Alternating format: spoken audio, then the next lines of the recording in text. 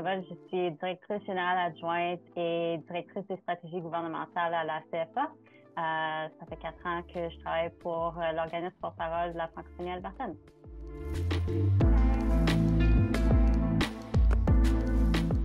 Donc, les enjeux linguistiques avec lesquels on travaille dans le milieu municipal, il y en a plusieurs. Le premier est le fait que en Alberta, les communautés francophones sont très dispersées sur le territoire albertain. On en retrouve partout en Alberta. Il y a le 2/3 qui sont dans les villes urbaines comme Edmonton et Calgary, nos grands centres. Mais il y a quand même 1/3 de la population francophone qui se trouve à l'extérieur de ces centres-là et ont des réalités complètement différentes, que ce soit dans des municipalités de taille moyenne, des villes de taille moyenne, des communautés plus historiquement francophones et rurales, et même des villes avec des services fédéraux comme des bases militaires ou des parcs fédéraux, nationaux. Donc ça en fait à la porte des enjeux vraiment différents au niveau les défis linguistiques sur lesquels chaque communauté fait face. Donc, on doit approcher ces enjeux linguistiques-là de manière très précise par municipalité. On travaille donc beaucoup avec nos ACFA régionales qui sont dans 13 régions de la province pour tailler des messages clés par région selon les besoins de la population locale. Donc, en Alberta, on a un réseau de municipalités bilingues, donc certaines municipalités qui se sont déclarées comme étant ouvertes envers la francophonie.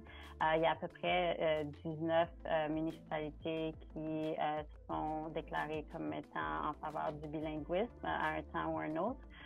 Donc, c'est beaucoup plus, par contre, des municipalités en région rurale, donc des municipalités qui sont dans des communautés historiquement francophones, dans le nord-est de la province ou le nord-ouest de la province.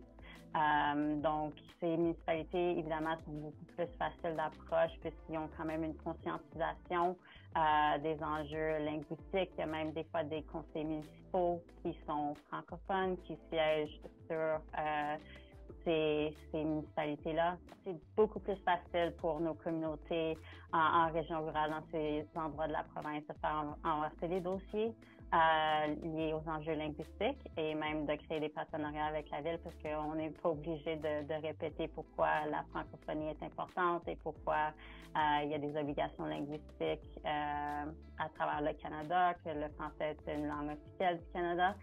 Donc, ça, c'est un acquis que nous avons.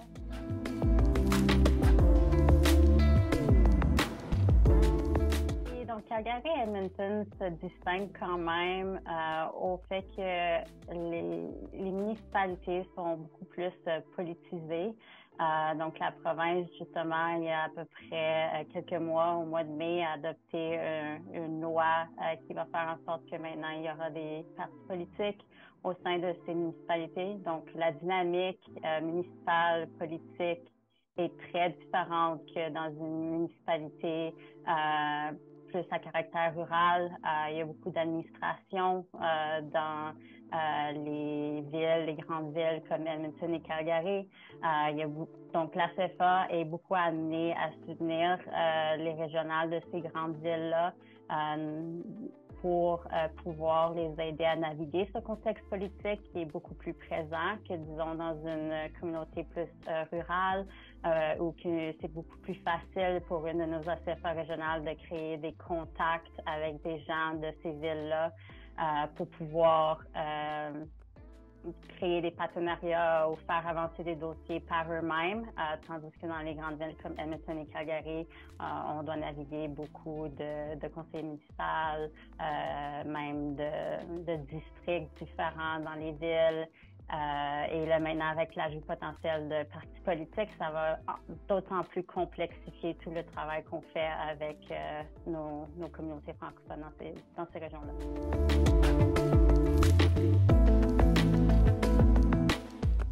À plusieurs niveaux auprès des groupes municipaux, que ce soit pour appuyer une ACFA régionale dans leur démarche et leur partenariat avec les villes ou pour intervenir auprès d'enjeux spécifiques.